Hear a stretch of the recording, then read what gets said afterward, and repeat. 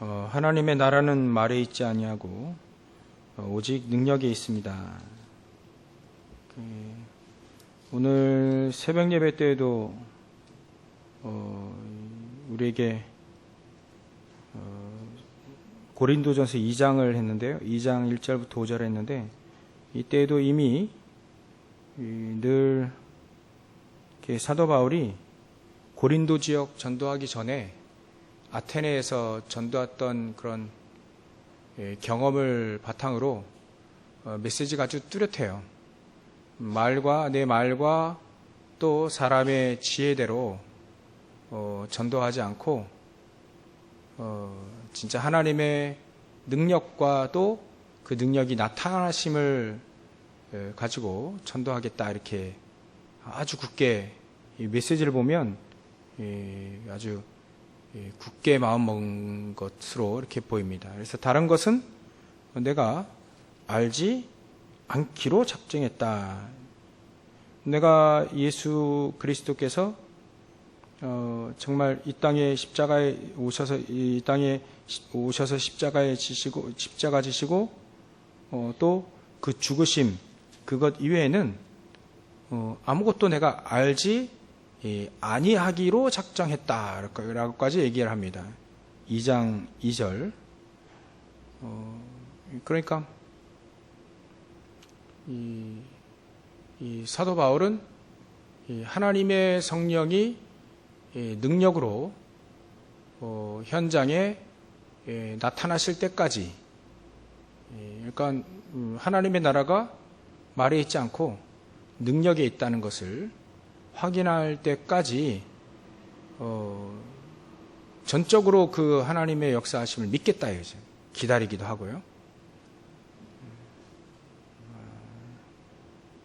그러니까 사도 바울은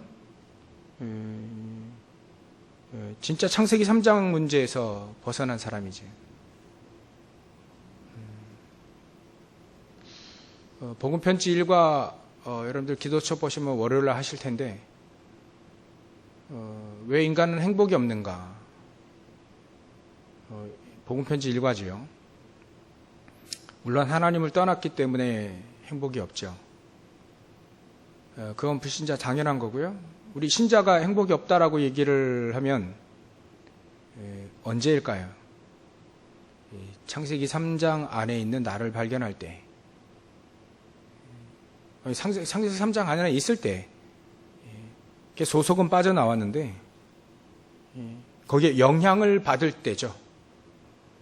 창세기 3장 나중심, 6장 물질 중심,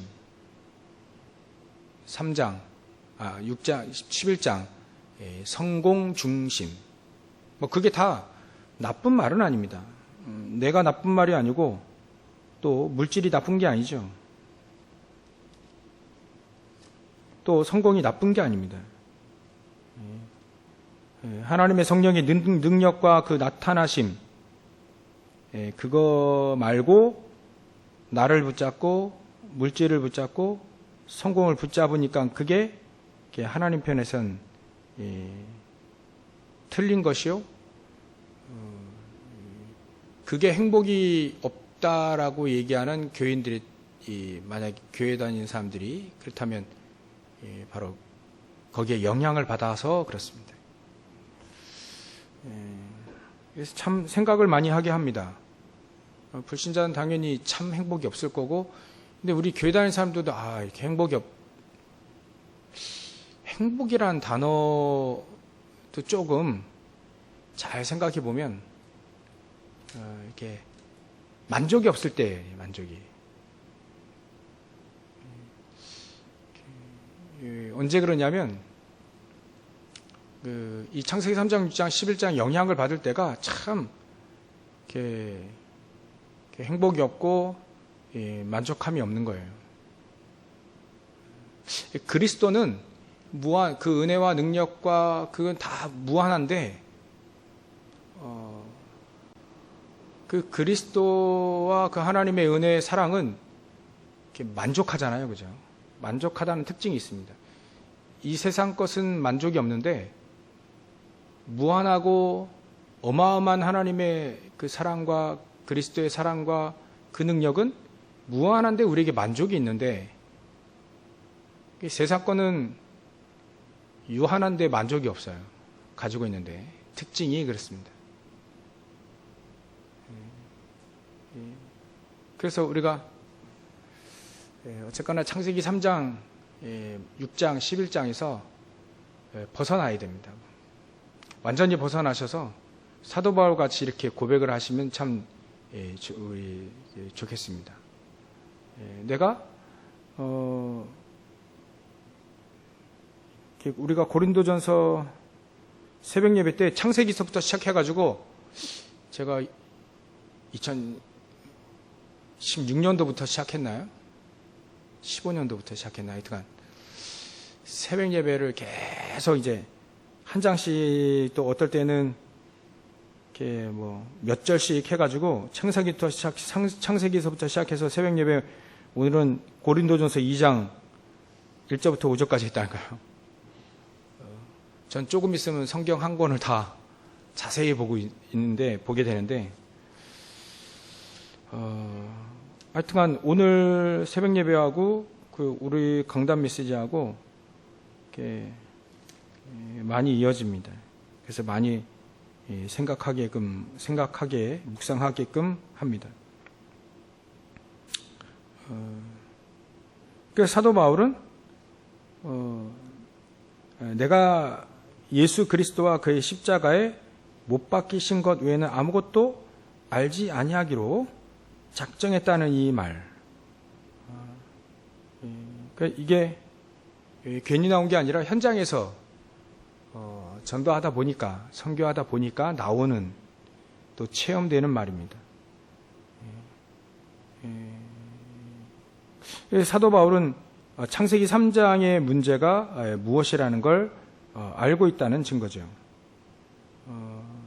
이거는 우리가 요즘에 뭐 스마트폰도 여러분들 뭐 배워야 되잖아요. 막 배우고 알고, 앞으로는 조금 더 특수한 기계들이 더 이렇게 발명돼서 나올 텐데, 그거 배워야 되죠. 그거 알아야 되지 않습니까? 이제 요즘에는 어르신들이 택시를 못 타요. 왜냐하면 이 돌아다니는 택시들이 다 전부 다 그 연락받고, 또 카카오 그 택시라 해가지고 다 예약돼서 막 돌아다니는 차들, 그 택시만 있어서 노상에서 잡기가 되게 힘들어요. 요 앞에서 지켜보면 택시가, 지나가는 택시가 손짓해서 쓰는 택시를 거의 못 봤어요. 그러니까 요 앞에서 택시 못 잡아요. 카카오 택시 불러야 된다니까요. 근데 어르신들이 이거 부를 줄 모르니까 택시 못 탄대요. 택시. 그거 알아야 되지 않습니까? 배워야 되잖아요. 그런 거 안 배우고 오직 그리스도만 하겠다라고 얘기하는 게 아닙니다. 그죠? 우리가 세상을 배우고 알아야 돼요. 사도 바울은 그래서 로마를 가야 되겠다 이렇게 얘기합니다. 로마. 왜? 세상의 중심이 지금 로마거든요.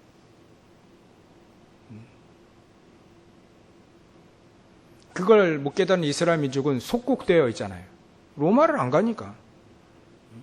어마어마한 선진화된 문물과 선진화된 이런 이 시스템을 모르니까, 이렇게 발달된 문명과 발달된 문화와 이런 것들이 전부 다 특성이 뭐냐면 237화 되어 있다는 거예요. 지금 제일 237화 되어 있는 것이 이 미디어를 통해 문화 아닙니까? 문화, 노래, 영화. 요즘에는요, 제가 곰곰이 생각해보면 예전에 우리 미니 시리즈라든지 드라마 같은 경우에는 좀 한정돼 있었어요. 그죠? 우리나라 안에서만 거의. 그리고 그때 배우들이 딱 두 부를 딱 갈렸잖아요. 착한 역할을 하는 배우와 악한 역할을 하는 배우가 둘이 싹 다 나눴습니다. 이미 이렇게 얼굴 통해서 딱 나눠졌어요. 근데 요즘에는 그걸 다 무너뜨립니다. 예전에 쾌활하고 발랄하고 착한 이미지를 가지고 연기했던 분이 악역으로 많이 나와요. 그런 마스크를 가지고 악역을 한다니까요. 그러니까 이게 많이 많이 바뀌고 있습니다. 제가 생각해 보니까 예전에 드라마 했던 그 주인공들이, 그 배우들이 지금은요, 여러 가지 이렇게 문화를 통해서 뭐 넷플릭스 자체적으로 드라마를 만들고, 또 외국 자본을 끌어들여서 한국 사람이 이렇게 작품을 만들고. 그러니까 요즘 배우들은요, 제가 볼 땐 되게 바빠요.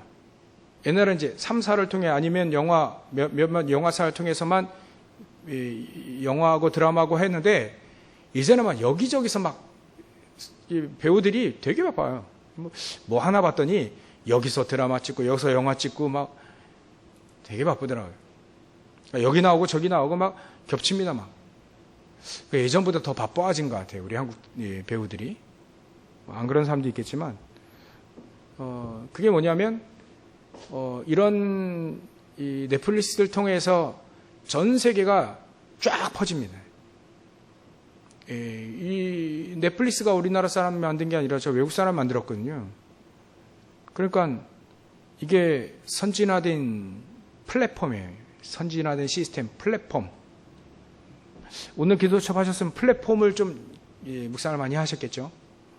이게 선진화된 플랫폼을 통해서 우리나라 사람이 연기한 거를 외국 사람들이 보는 거예요. 더 쉽게 보는 거죠. 루트가 아주 선명하고 분명하게 문화가 쫙 퍼지는 그런 상황이 됐습니다. 그래서 우리나라도 조금 있으면 이 강대국에 들어가게 되는 거예요. 왜냐하면 237화 되어 있는 게 되게 우리나라도 많이 있어요. 237화 되어 있을 수 있도록 237화 되어 이렇게 있는 만큼 강대국인 거예요. 지금 왜 전 세계 경제가 어렵고 막 어렵냐면, 강대국이 전쟁을 통해서 움직이기 때문에 차단을 시켰거든요, 전부 다. 무역이라든지 경제라든지 이런 돈주의 이런 것들을 차단시키고, 또 원자재라든지 또 식량이라든지 이걸 수출을 못하도록 차단을 시켰기 때문에 이게 세계 경제가 어려운 거예요. 그 말은 다른 말로 하면 강대국이 237화 되어 있다는 거예요. 강대국이 237화 되어 있다. 러시아에서 가스 잠그니까 지금 유럽은 지금 얼어 죽을 판이라요. 이게 간단한 문제가 아닙니다. 플랫폼이라는 건요, 누가 만들었냐에 참 중요한데, 강대국들이 플랫폼들을 잘 만들어요. 그래서 전 세계를 쫙 흔들고 있다니까요. 지금 뭐 가스 장가도, 유럽으로 나가는 가스 장가도 130조 러시아는 벌고 있어요, 계속. 러시아 돈줄은 안 막힙니다. 전쟁이 아무리 길어져도. 왜냐하면 자원을 계속 팔고 있기 때문에. 러시아는 자원 풍부한 나라입니다. 자원만 팔아도 충분히 전쟁 비용을 다 댈 수 있어요. 그러니까 경제적인 제재, 이런 것들이 영향은 있지만 그렇게 큰 타격이 없을 거다, 그렇게 전망하는 사람들이 많이 있습니다. 무슨 얘기를 하려고 하냐면, 사도 바울이 로마를 가야 되는 이유를 메시지로, 사명으로, 천명으로 아나니아를 통해서 들었는데, 그걸 붙잡고 왜 로마를 가야 될지를 분명하게 사도 바울이 알았던 겁니다. 그걸 알고 가는 사람하고 관광하러 가는 사람하고 다르잖아요. 그거를 우리는 눈치를 채야 되는 거죠. 이때 2000년 후에 가장 발달된 우리 이 시대에 우리가 그걸 눈을 뜨지 못하면 참 많은 것들을 놓칠 수 있겠다는 생각이 드는 거죠.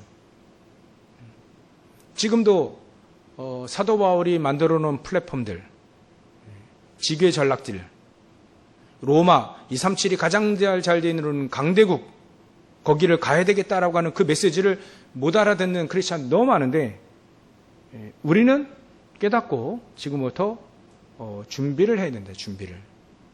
그러기 위해서 얼마나 이게 너무 너무 중요한지 이 사도 바울이 알기 때문에 하나하나의 플랫폼들, 이 교회, 성전이 세워진, 교회가 세워진다는 이 플랫폼들이 얼마나 소중한지, 이 사도 바울은 내가 고린도 교회 너희들에게 갔을 때 이게 약하고 두렵고 힘이 떨었다라고 얘기했습니다. 고린도전서 2장 3절에 보면 내가 너희 가운데 거할 때 약하고, 왜냐면 약한다는 말은 내가 허약하다는 얘기가 아니에요. 약하다는 말은 하나님의 그 능력 앞에 나는 약해야만 되는 거죠. 또 내 주장이 약하고 하나님의 계획과 하나님의 능력만 나타나도록 하는 그 의미에서 나는 약해야 되고, 나는 약하고 나의 역량과 내 주장과 내 계획은 약하고, 이런 모든 게 다 포함되어 있어요. 또 두려워하고, 내가 잘못 지금 성령인도 받으면 이 사도 바울은 너무 중요한 의미를 깨달았는지 내가 지금 성령인도를 잘못 받으면 이게 어마어마한 영향력이 미칠 것이다. 전에 유목사님도 그런 얘기를 많이 하셨어요. 다른 사람보다 나는 더 많이 심사숙고하고 사람들이 얘기할 때 거의 안 듣는다. 들어도 나중에 확인을 다 해본다. 말을 했을 때. 근데 대부분 열은 다 틀린 말 하더라. 그런 얘기를 했어요. 열의 9이라는데, 그건 열의 열이 다 그랬습니다. 열의 열, 말은요, 처음부터 사람의 말은 전부 다 자기 주장, 자기 계획 들어가 있거든요. 되도록이면 안 듣는다. 듣고도 확인해 본다. 맞는지 안 맞는지. 근데 열의 9은 다 틀리다는 얘기예요. 왜냐하면 내가 지금 인도를 잘못 받아서 잘못 얘기하면 지금 수많은 사람들이 말이죠. 다락방 식구가 한 30만 된다는데 해외까지 포함하면 더 많을 텐데, 그 사람들 통해서 잘못 인도받고 잘못 이렇게 메시지하면 영향이 가지는 거죠. 그러니까 이거를 사도 바울이 아는 겁니다. 지금 성령 인도 받을 때 가장 나는 내 자신에 대해서, 내 주장에 대해서, 내 계획에 대해서 가장 약하고, 성령인도 제대로 못 받으면 안 될 만큼 너무나 중요한 위치에 사명을 가지고 하기 때문에, 사실 이런 마음 가지면 진짜 성령인도 받겠죠. 여러분들 가장 소중한 거를 보관하고 있을 때 그 소중한 물건을 가치 없이 다루진 않죠. 우리도 마찬가지로 소중한 거를 소중하게 여기듯이 사도 바울이 그거를 가지고 두려워하며 심히 떨었다. 그 정도로 너무나도 중요한 사명에 잡혀 있다는 거예요. 이 속에서 이 사도 바울의 가장 중요한 심정을, 중심을 이렇게 알아볼 수 있는 것이죠. 이렇게 해서 이런 중심과 이런 마음가짐과 이런 작정, 이런 것들을 통해 사실 하나님은 사도 바울을 통해서 가장 중요한 전도의 플랫폼들을 현장에 세우게 된 겁니다. 이렇게 세울 때 내 생각이 아닌 하나님의 능력이 나타나심과 또 역사하심을 통해서 나타나도록, 사람의 지혜가 아닌, 나의 지혜가 아닌 하나님의 능력으로, 하나님의 성령의 능력과 나타나심으로 현장에 하나님의 나라가 능력으로 임하실 때까지, 오직 하나님의 능력이 임하실 때까지 또 임하시도록 사도 바울은 그거를 가장 소중하게 여긴 겁니다. 그래서 우리도 가장 소중하게 여겨야 될 것이 있는 거죠. 사도 바울처럼 언제 어디서든지 현장에 하나님의 나라가 능력으로 임할 때까지 사도행전 2장 1절부터 우리 47절까지 내용을 쭉 1절부터 4절, 오순절날 성령께서 임하셔서 그 성령께서 임하셔서 그 초대교회 사람들을 이끌어 갔듯이 그들이 성령 인도받아서 인도받았던 것처럼 사도 바울도 그 자리는 없었지만 사도행전 13장에 보면 똑같이 거기도 1절부터 3절에 그 하나님의 성령의 능력이 임하시고 또 우리를 인도하시고 역사하시는 거를 딱 그거를 붙잡은 겁니다. 이게 왜 중요하냐면 아마 여러분들 현장에서도 성령 인도 받지 못한 것은 전부 다 헛수고였다는 것을 깨닫게 될 겁니다. 그죠? 성령 인도 받지 못한 건 전부 다 이게 후회만 남고 막 그 속에서도 뭐 메시지 깨달을 수 있으면 되는데 전부 이게 헛수고였구나. 저만 이렇게 얘기하는 게 아니고요. 어르신 목사님들도 가끔가다 이제 이렇게 뭐 임직식이라든지 노예라든지 이럴 때 말하는 걸 이렇게 말씀하시는 걸 보면 그런 말씀을 한 거의 70 넘으신 분들이 그런 말씀을 하신 경우가 되게 많아요. 예전에 내가 그렇게 했던 거, 내 계획대로, 내 생각대로 했던 거 전부 다 열매 맺은 거 하나도 없더라. 하나님이 하시고 하나님이 역사하신 것만 남더라라고 얘기를 되게 많이 하세요. 그 70 되신 분들이, 그 목사님들이 목회를 막 30년, 40년 하셨던 분들이 하는 말이 그런 말들을 하신다니까요. 왜 그러냐면 성령이도 받지 못하고 내 주장대로 내 계획대로 했던 건 다 무의미하다는 거예요. 헛수고했다는 거죠. 그러면 내가 지금 우리가 70 가기 전에 80 넘어가기 전에 지금 70, 80 뭐 괜찮습니다. 지금이에요. 지금 가장 늦을 때가 지금 아니겠습니까? 늦지 않았을 때가 가장 빠를 때가 지금이라고 말 안 합니까? 그러니까 지금 내가 어떻게 하면 사도 바울의 심정과 같이 약하고 두려워하고 심히 이런 중심을 가지고 내가 인도를 받을까? 내 직장에서 인도를 받을까? 내 가정에서 인도를 받을까? 내 교회에서 인도를 받을까를 정말 심히 우리가 마음 담고 묵상하고 또 생각해보고 과거에 이제 미래를 쫙 생각해보야 될 가장 중요한 기회가 됐으면 좋겠습니다. 그래서 사도 바울은 오늘 사도 바울이 이렇게 만들었던 플랫폼, 또 우리가 지금 만들어야 될 플랫폼, 이 두 가지를 얘기할 텐데요. 이 사도 바울이 현장에서 만들었던 플랫폼은요, 진짜 우리에게 사도행전을 통해서 우리에게도 지금 메시지를 하고 있습니다. 영원한 거죠.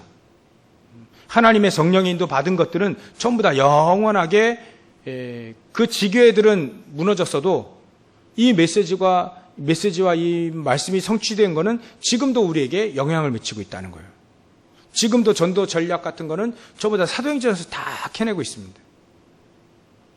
누구도 막을 수 없는 게 집이고 누구는 막을 수 없는 게 개인이거든요. 그러니까 거기를 파고 들어갔다는 거죠. 이스라엘 민족에게는요, 성전은 무너져도 집은 무너져도 회당은 무너지지 않습니다.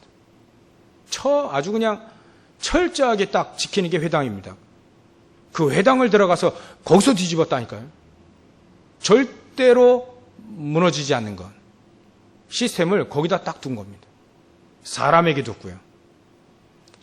제자에게 뒀고, 회당, 가정, 이 세 가지에 뒀습니다. 이 시스템은 절대 무너지지 않아요.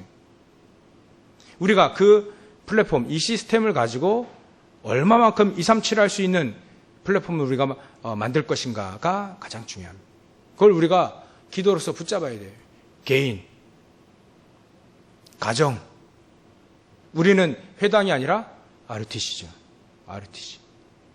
그걸 우리가 기도로 붙잡고 있어야 됩니다. 개인은 말이죠. 한 번 하나님을 떠나서 태어난 이 우리 인간은 한 번 사는데 결국 그 한 번이 사단의 종로를 타며 그 한 번 사는데 말이죠. 지옥 같은 삶 살다가 또 지옥 갑니다. 개인은요. 원래부터 에덴의 축복, 모든 축복들을 상실하고 하나님의 형상과 영혼과 영혼의 축복과 에덴의 축복들, 생명력 다 상실한 다음 상실한 상태에서 태어나서 상실한 상태에서 살고 그리하다가 또 그 상실한 그 잃어버린 것들을 회복하지 못하고 없는 상태에서 지옥에 살아야 됩니다. 영원토록. 영원토록. 이 땅에서는 사단의 메시지를 붙잡고 네피림의 영향을 받고 네피림이었다가 결국은 간다니까요.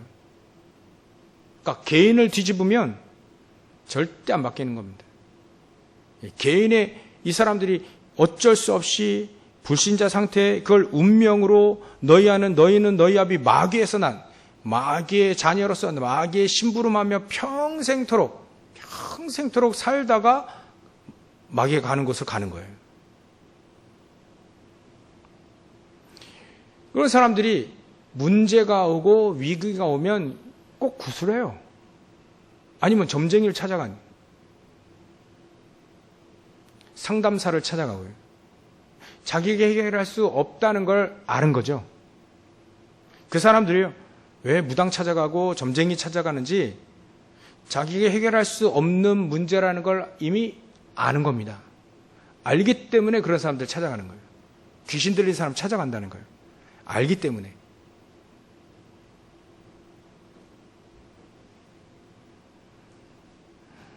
근데 거기서 해답을 얻다 하더라도 그건 잠시일 뿐입니까? 잠시일 뿐 아니에요? 그렇죠?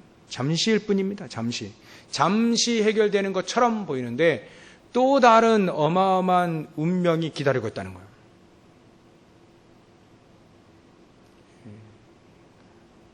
그래서 무당이 얘기한다잖아요. 우리 권사님한테 들었는데요. 무당이 이제 어떤 사람 문제를 가져오면 이렇게 돈 문제가 있다고요. 돈 문제 가져오잖아요. 심각한 돈 문제 있다면 그거를 굿해서 해결해 준대요. 그러면 문제가 다 끝났냐? 다른 문제가 또 터져서 오는 거예요. 그럼 그것도 굿해서 또 해결해 줘요? 그러면 또 다른 문제가 또 터져서 또 와. 그러니까 평생 굿하다 끝나는 거예요. 모든 문제를 한 방에 해결할 수 있는 이거는 환상이에요, 환상. 있을 수가 없는 얘기예요. 그래서 하나님이 모든 문제를 한 방에 확, 이게 여러분들 믿어진다는 게 이게 여러분들 기적 속에 사는 겁니다. 모든 문제가 한 방에 다 끝났다. 이게 말이 됩니까? 세상에 그런 게 있습니까? 세상에 없어서 하나님이 주신 거예요. 그리스도는요, 우리가 깨달았다는 건 놀라운 겁니다. 아니, 어떻게 모든 문제가 한 번에 다 끝납니까? 문제도 각각 다 다르고요. 모든 문제가 어떻게 한 방에 다 끝납니까? 그래서 우리에게는요, 요 문제 해결할 자가 필요한 게 아니고요. 요 문제 해결할 길이 필요한 게 아니라 모든 문제 해결자신 그리스도가 우리 인간에게 필요한 겁니다. 그거를 몰라요. 절대 모릅니다. 한 번만 얘기해줘도 이렇게 생각하면 우리가 전 세계 다 복음 증거할 수 있는데, 그죠? 한 번만 얘기해줘도 그거 한 번을 못 들어본다니까요. 모든 문제 해결자신 그리스도를 한 번도 들어보지 못해요. 그 죽어가는 사람 많다. 이 사람들이 이거 해결했는데도 다른 문제 또 와요? 어떡합니까? 매번 굿할 수 없잖아요. 비용도 많이 드는데. 그러니까 여러 가지로 몸부림을 쳐보는 거예요, 그것도. 근데 그게 마치 늪에 빠진 것과 똑같다. 늪에서는요, 몸부림은 치면 칠수록 빨리 들어가는 거예요. 그냥 가만히 있으면 천천히 들어가는데 몸부림을 치면 칠수록 더 늪에 빠져 들어가는 거예요. 그게 사단의 늪, 사단의 올무입니다. 그게 운명이라는 거죠. 운명을 해결하려고 노력하면 노력할수록 더 운명 속에 빠져버리는 거예요. 근본적으로 늪에 빠진 인간은 끄집어 내버려야 되지, 거기서 아무리 여러 가지 얘기를 해봐야 소용이 없습니다. 근본적인 모든 문제 해결자신 그리스도를 딱 줘야 늪에서 빠지는 거지. 그리스도 아니면 그 늪에서 빠질 방법과 길이 없어요. 네버. 절대 없어요. 한 번만 얘기해줘도, 그죠? 한 번만 딱 모든 문제 해결자가 우리에게는 원래부터 모른다. 원래부터 우리는 알지 못한다. 누가 가르쳐줘야 된다. 그 가르쳐준 그분이 바로 그리스도 예수다. 뭐 그런 게 어디냐.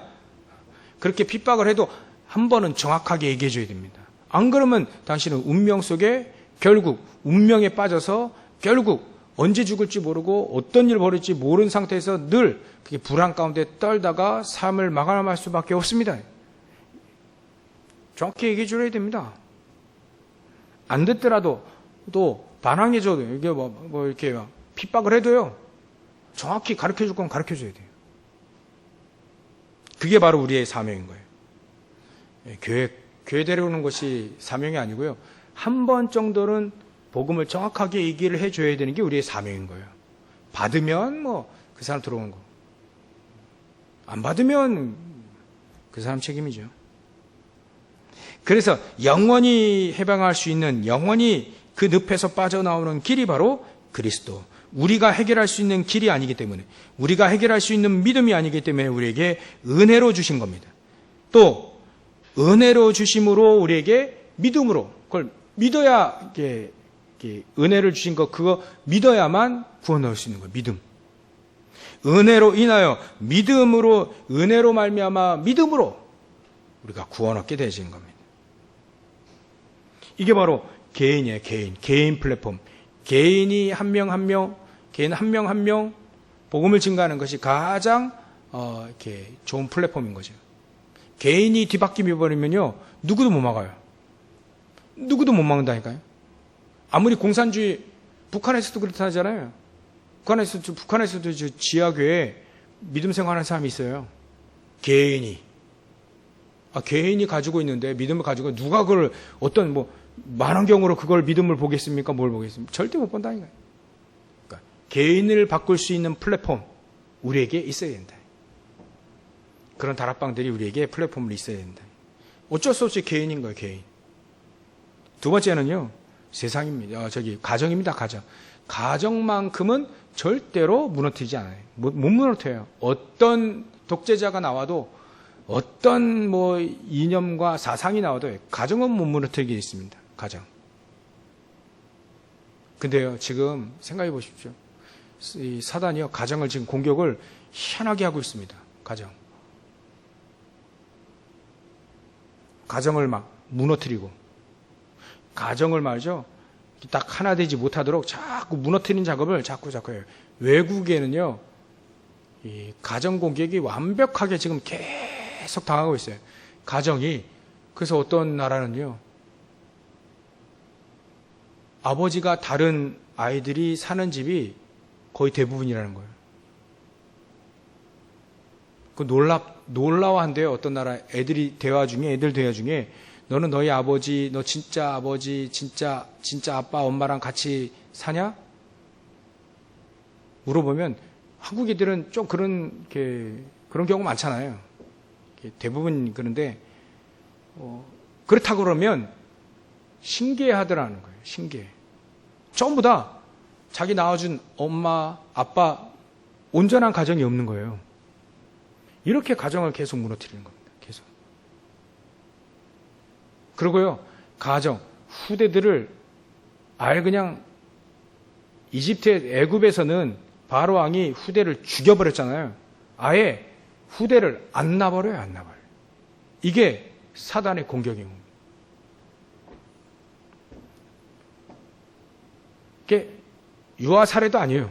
아예 안 낳게 만든다니까요.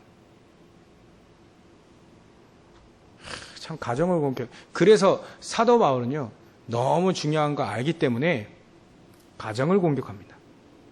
진짜 전도자들이 가정에서 집을 통해서 마가의 집, 아나니아의 집, 다비다의 집, 피장 시몬의 집, 고넬료의 집, 거기서 막 뒤집은 거예요.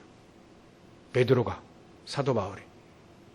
그러니까 여기서 우리가 붙잡아야 될 게 우리의 가정이 바로 이 미션홈이 되도록, 또 미션홈의 축복을 누릴 가정들을 찾아내는 거죠. 그거 우리가 기도 제목을 붙잡아야 됩니다. 그 다음에는요, 교회입니다. 교회. 진짜 중요한 플랫폼이 교회죠.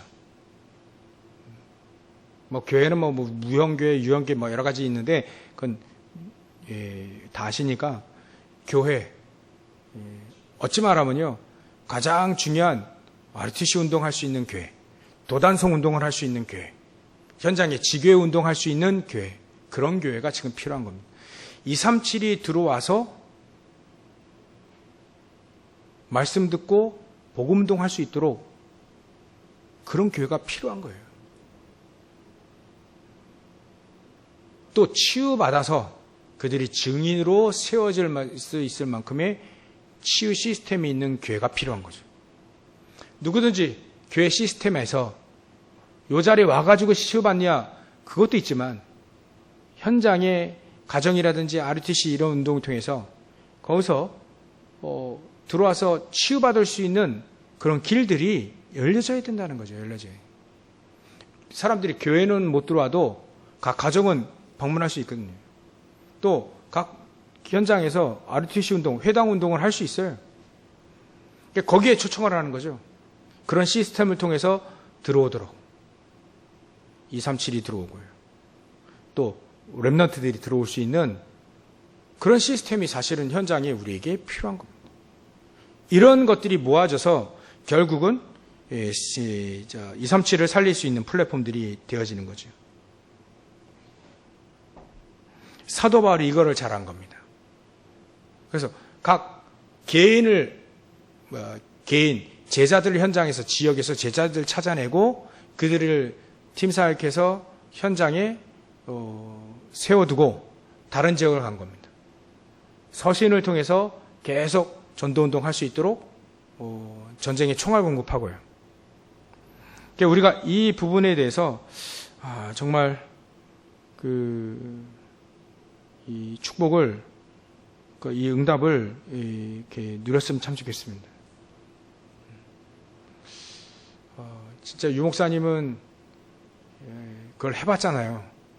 근데 우린 잘 안 해봤거든요. 그래서 우리가 이거 언약을 붙잡아야 됩니다. 우리 후대들이 한 번 정도 이 시스템을 볼 수 있도록 다락방이 무엇이다, 미션함이 무엇이다. 우리는 이걸 언약으로 붙잡아야 돼요. 지금 우리가 언약을 붙잡아야 됩니다. 이 응답이 우리 현장 속에 일어나도록 그러기 위해서 결론으로 여러분들 마태복음 16장 20절을 잘 기억하셔야 된다. 그죠? 예수님이 고백을 사도 베드로가 주는 그리스도시여 살아계신 하나님의 아들이십니다. 놀라워서 축복다고 하고 이렇게 했잖아요. 근데 말하지 마라. 내가 그리스도인 거 말하지 마. 아직 말하지 마라. 그래 했거든요. 왜 그러냐면 아직 훈련이 덜 된 거예요. 사실 한마디로 말하면. 아직도 오직이 안 된 거거든요. 그러니까 우리가 결론으로 오직이 되어지는, 내가 오직 변화산의 체험이 있어야 되고요. 또 감남산의 체험이 있어야 됩니다. 오직을 가지고 40일 동안 집중. 지난주에 기도 수업에 집중이었잖아요. 집중. 제한된 집중, 선택적 집중, 완네스의 집중. 이 집중의 축복을 누리며 그 속에서 하나님의 성령의 능력이 나타나심과 임하심을 체험을 해야 되는 거죠.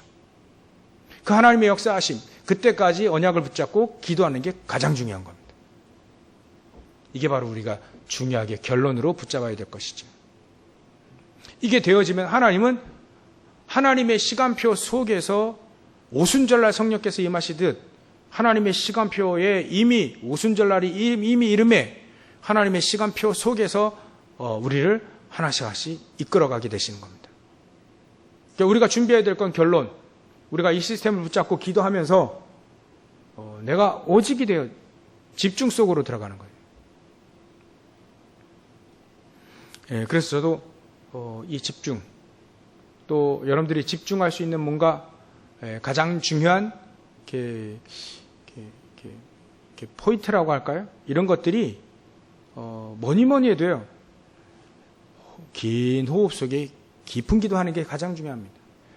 내가 안정되어질 만큼 영적으로 마음과 생각이 우리의 육신도 딱 안정, 평안함을 누리는 안정되어질 수 있을 만큼의 긴 호흡과 긴 기도. 그게 우리에게 필수입니다. 그렇지 않으면 우리 항상 들떠 있게 되고요. 또 그 반대로 침체되어 있고 그렇습니다. 우리가 안정되어질 만큼 깊은 시간이 우리에게 필요한 거예요. 안 그러면 다 들떠 있거나 아니면 침체됐거나 두 가지 중에 하나예요. 그래서 여러분들을 저와 여러분들이 안정되어질 만큼 긴 호흡과 또 긴 기도, 깊은 기도.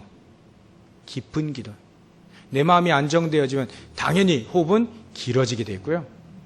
또 긴 호흡하면 내 마음이 안정되어지게 되어 있습니다. 막 혈기 많고 감정적이고 막 이런 사람들요, 호흡이 짧아요. 호흡이 길도록 길게 의도적으로 하셔야 됩니다.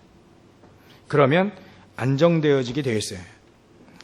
기도까지 하면 영혼, 마음, 생각, 육신이 안정되어지게 되어 있다. 그래서 일단 안정시키고, 일단 집중 속으로 안정시키고요. 또 하나님의 능력이 나타나심과 임하심, 하나님의 나라가 말이죠. 그래서 하나님의 나라는 능력이에요. 능력이, 하나님의 능력이 임하는 겁니다. 오직 그 능력이 있습니다.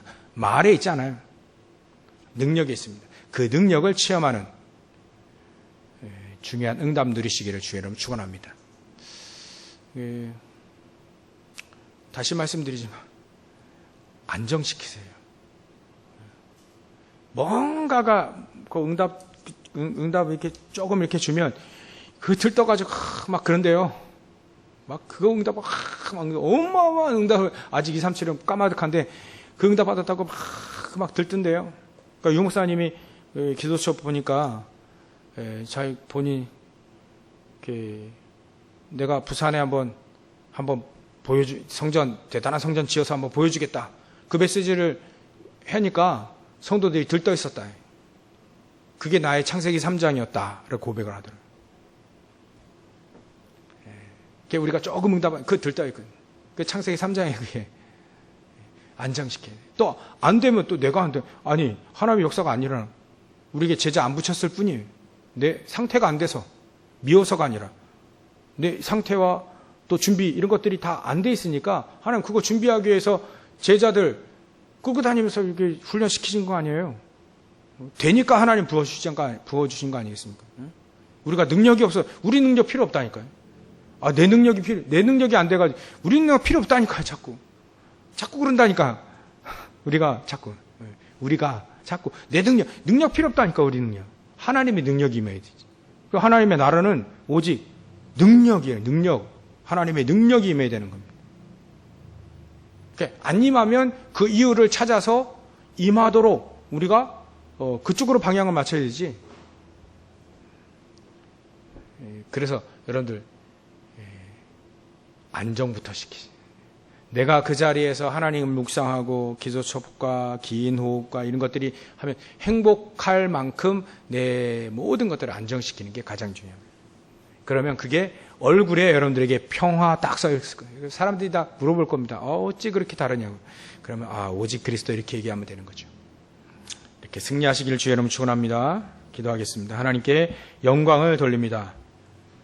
정말 하나님 우리에게 주신 복음과 또 하나님의 나라 성령의 능력은 하나님만이 주실 수 있고 또 하나님만이 우리에게 주셨고 우리에게 오직 하나님의 자녀만 누릴 수 있는 이 축복 우리가 마음껏 누리며 현장에 흔들리지 않은 플랫폼들 전도 선교의 플랫폼들을 세워나갈 수 있도록 주님께서 역사해 주시옵소서. 그러가신 예수님의 이름으로 기도 올려옵나이다. 아멘.